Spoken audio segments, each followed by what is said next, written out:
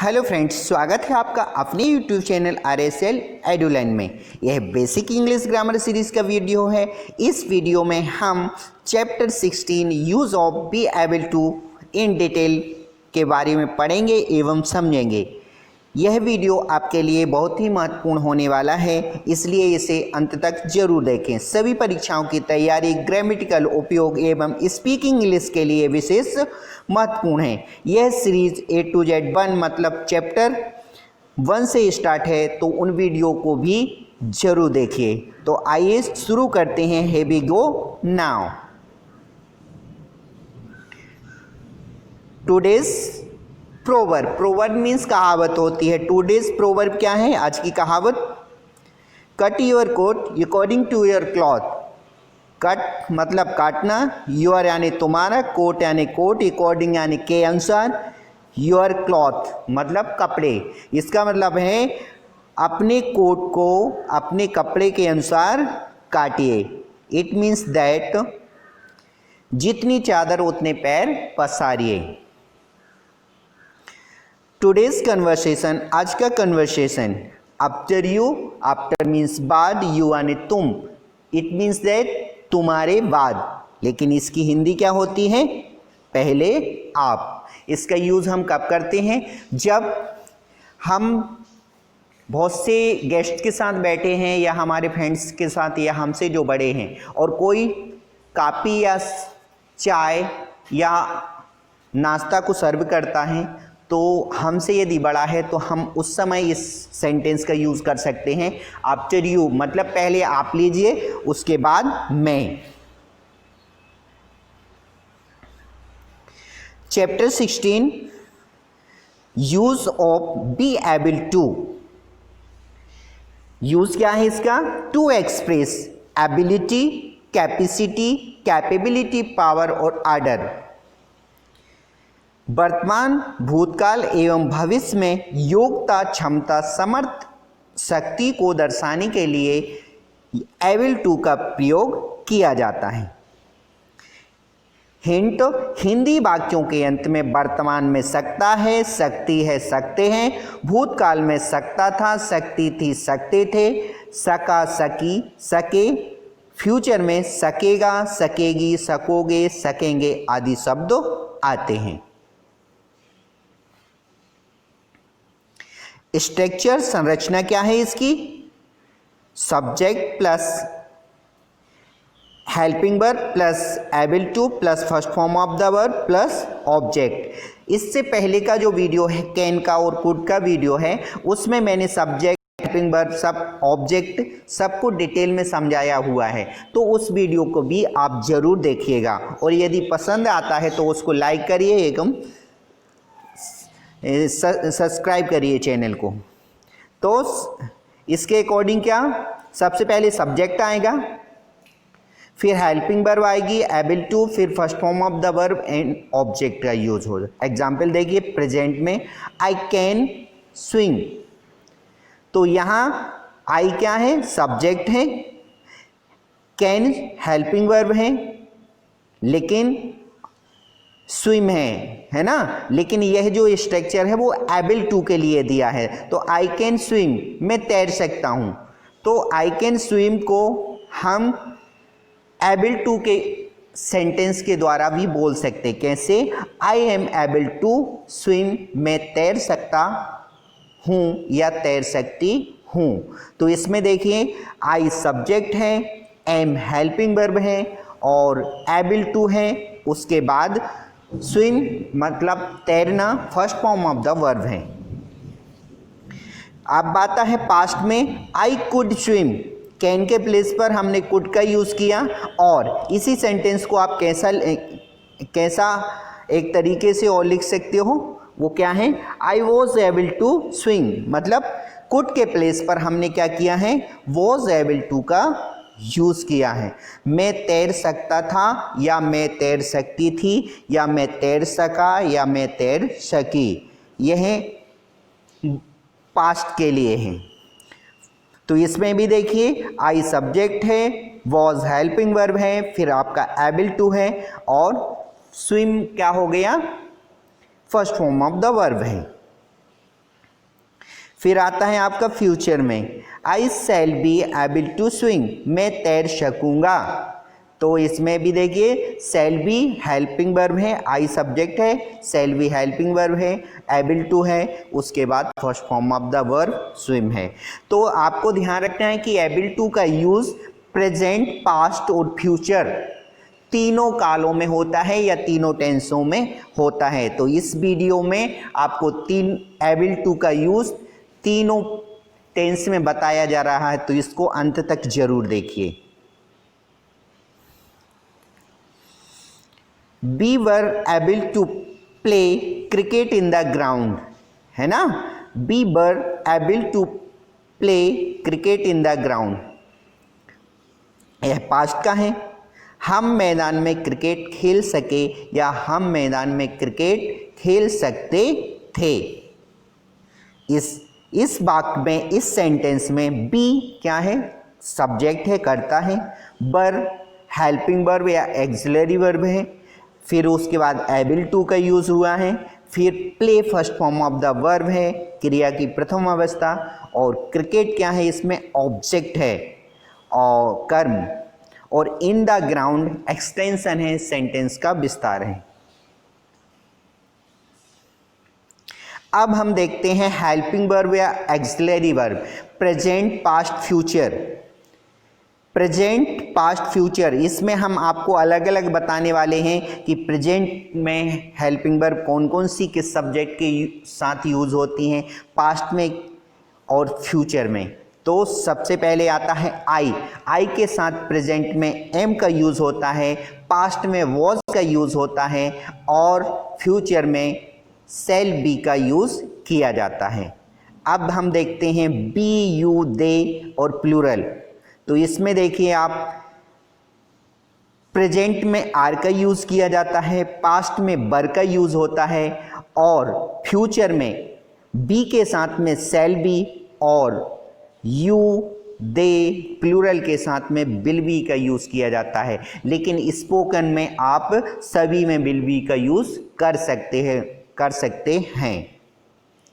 अब हम देखते हैं ही, सी, इट, नेम और सिंगुलर के साथ में।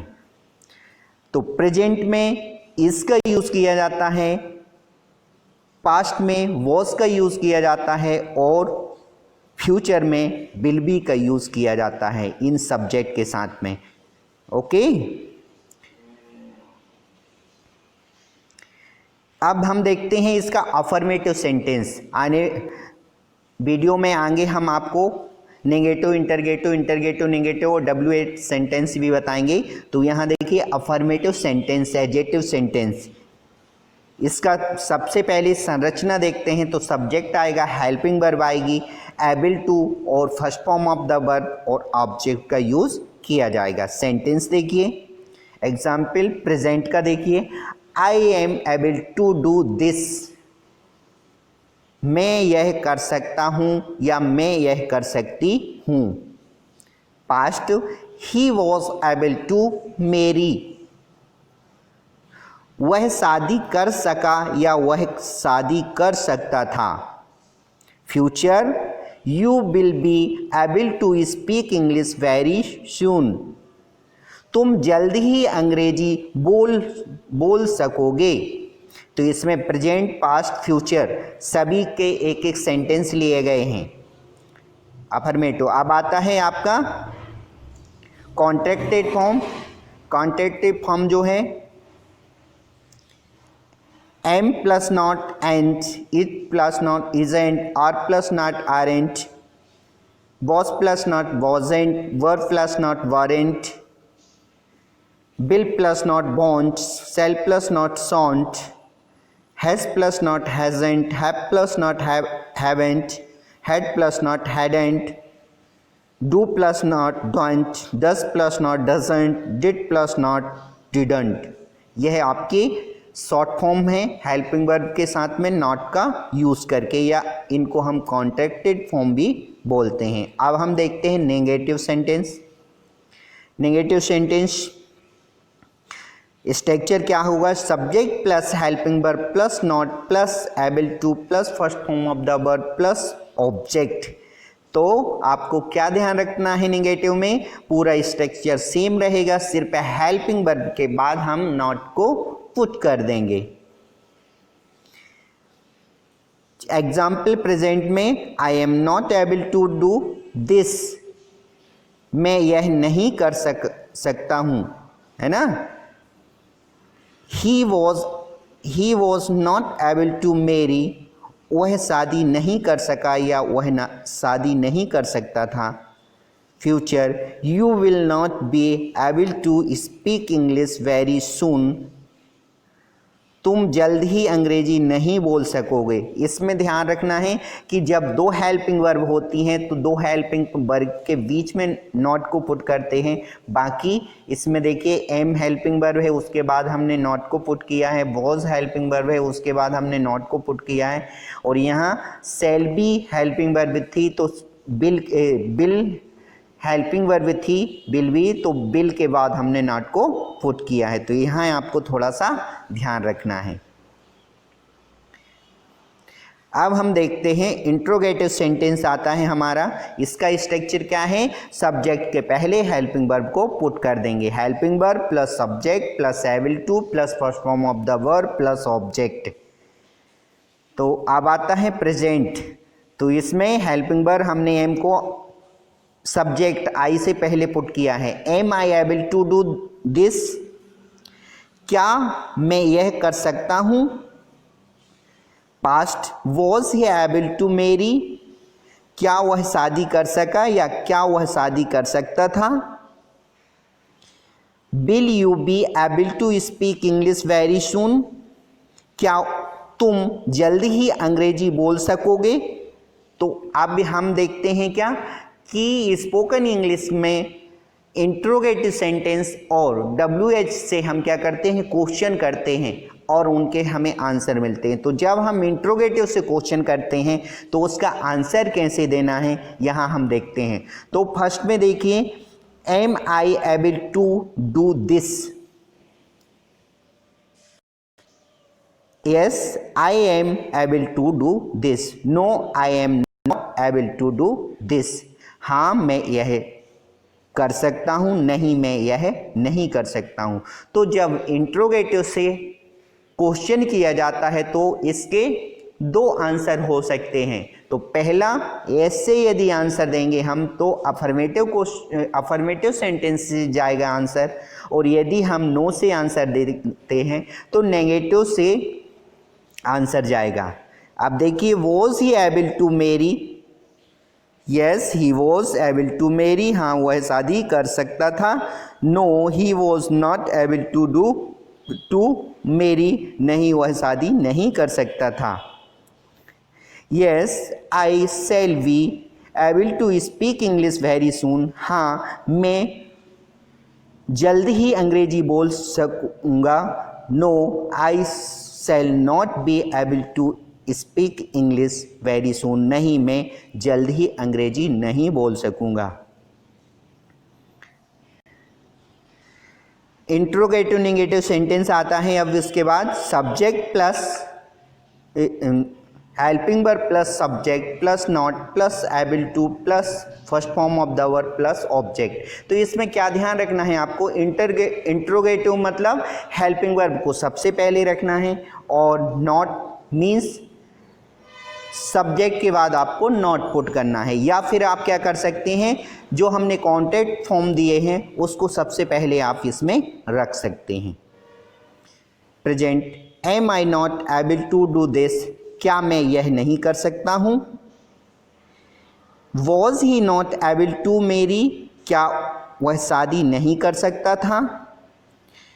Will you not be able to speak English very soon, क्या तुम जल्द ही अंग्रेजी नहीं बोल सकोगे। अब आपका फ्रेम क्वेश्चन आता है। तो फ्रेम क्वेश्चन में सबसे पहले WH वर्ड को पुट करना है। तो WH वर्ड क्या होते हैं, हमारा जो फर्स्ट वीडियो है A to Z 1 है, उसमें हमने WH वर्ड के बारे में डिटेल में बताया है, तो उस वीडियो को ज़रूर देखिएगा कि WH वर्ड WH वर्ड के बाद हेल्पिंग वर्ब का यूज़ करते हैं, फिर सब्जेक्ट आता है, फिर एबल टू आता है, फिर आपका first form of the verb, फिर ऑब्जेक्ट आता है और question mark.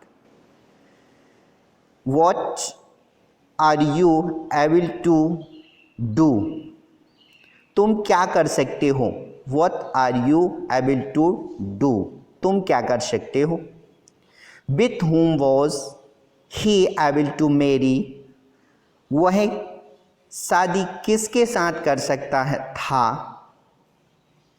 How will you be able to speak English very soon, अब इसमें देखिए answer, what are you able to, first का आंसर देखिए, what are you able to do, तो इसका आंसर क्या है, I am able to do everything, तुम क्या कर सकते हो, मैं सब कुछ कर सकता हूँ।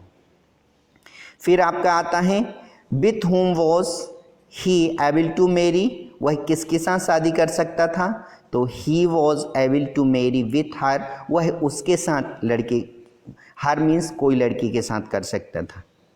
अब हम देखते हैं how will you be able to speak English very soon, तुम जल्द ही अंग्रेजी कैसे बोल सकोगे, तो आंसर क्या होगा, I shall be able to speak English by practice, हम प्रैक्टिस करके, अभ्यास करके जल्द ही इंग्लिश बोलना सीख सकेंगे। इट इज़ सेड दैट, कहा गया है कि practice makes a man perfect, अभ्यास ही व्यक्ति को पूर्ण बनाता है। ये इट इज़ अ प्रोवर्ब, यह भी एक कहावत है।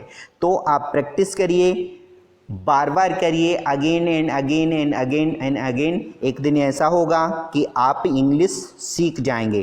तो बाय प्रैक्टिस हम इंग्लिश सीख सकेंगे।